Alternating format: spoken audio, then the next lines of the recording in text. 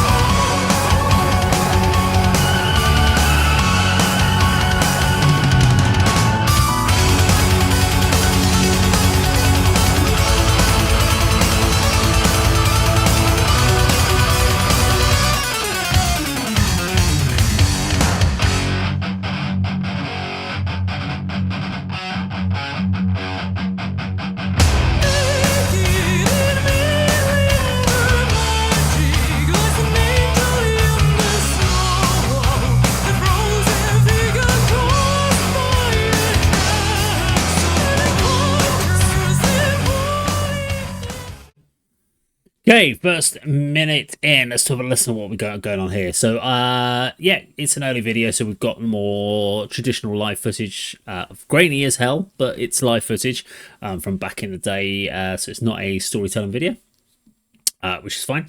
Love the galloping vibe. Do you know what I was actually thinking? This is like the second or third time I've listened to it in recent days, kind of just in forefront of thinking about this video. And this time around, for the first time, I started thinking there's almost like that interest that the galloping beat also reminds me a little bit of some of the industrial vibes that we get from, I'm trying to think of the band that I can think of. But yeah, there's definitely a little undertone of industrial in there as well, which I hadn't thought about before. It is the distinct Nightwish sound that we know and love. I mean, literally, you'd hear it as soon as those keyboards come in. I would be like, oh, that sounds like Nightwish. And then, of course, as soon as Tasha kicks in with her vocals, it is there's no one else it's going to be other than Nightwish. That verse line,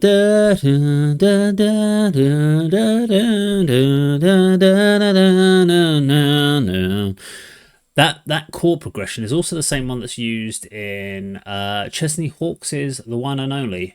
If you go through his verse of I am the one and only, do the verse line of theirs and the verse line here, they actually follow the same chord progression, which is why the bit where she does a line and it's like his one is like a figure on a big screen of taunt faces too. I'm the one and only you. That's kind of the same line that she's doing there. Just thought that was quite interesting. Yeah, let's play the next minute. Sorry, let's do it.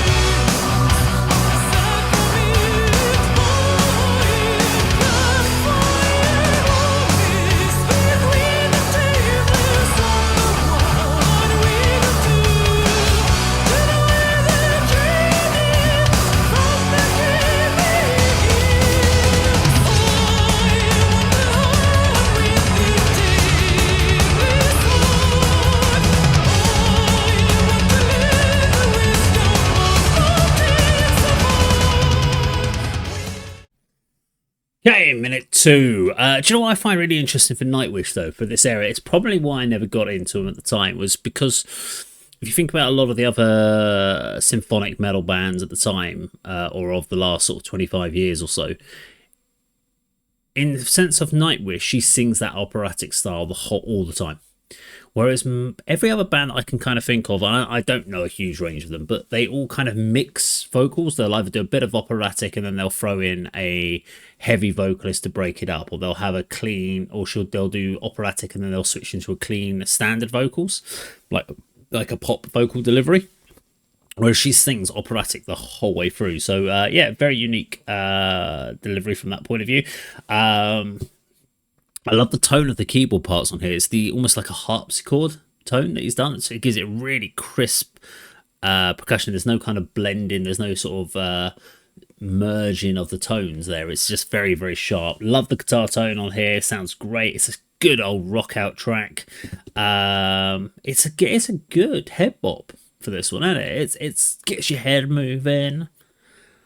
And I think the only reason I probably would never have got into this at the time is purely the operatic vocals. And that's not because I'm an operatic snob. It's just something about the frequencies or something just doesn't really work for me. But I love the pre-chorus up-tempo section here as well. I think that works well by taking that tempo up. Works really nicely. Let's do another minute for you.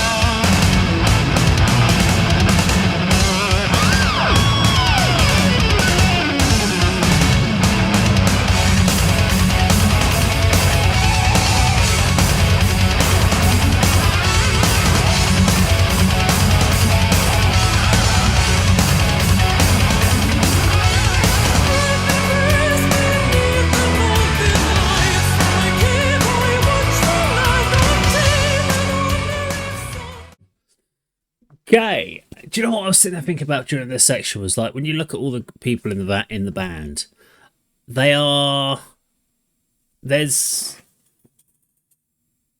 don't look like what you would traditionally class as a metal band. There's not really long hair in there. You wouldn't expect them, if you just saw them in the street, you'd look at them and go, they're not going to deliver the sort of intense rock, heavy metal, emotional delivery that you get from them. All kind of short hair. You'd almost kind of think there'd be like a Kraftwerk's cover band or something like silly like that. It's great. I mean, I love, and that's just because of obviously the stereotype of what the big metal looks like: big black sweaty and hair, long hair down here, big beard. Nowadays beard, less beards back in the day. Yeah, I like that. What else we got in here?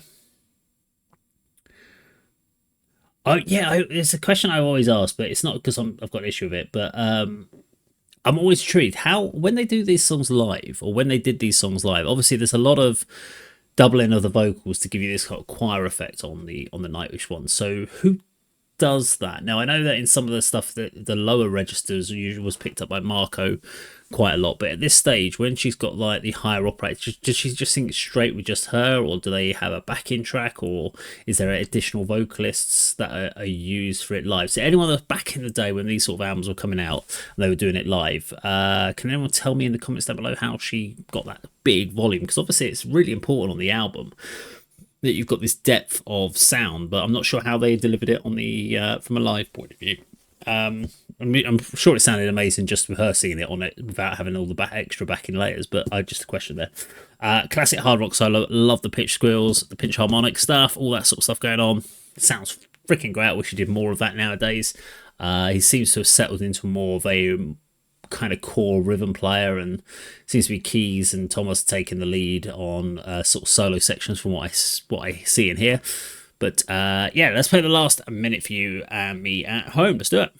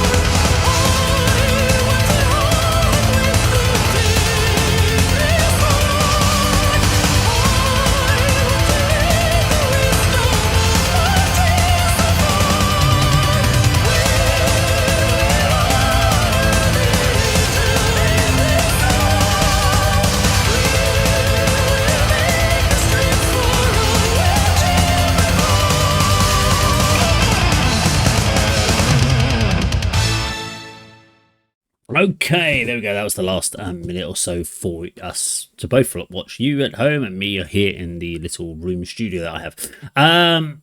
Do you know that keyboard solo just made it turn into a bit of a prog song, didn't it? It's normally with the prog, with the kind of keyboard points that he does, it doesn't make it sound as proggy. This one, it does make the song sound a little bit more proggy, which was kind of cool.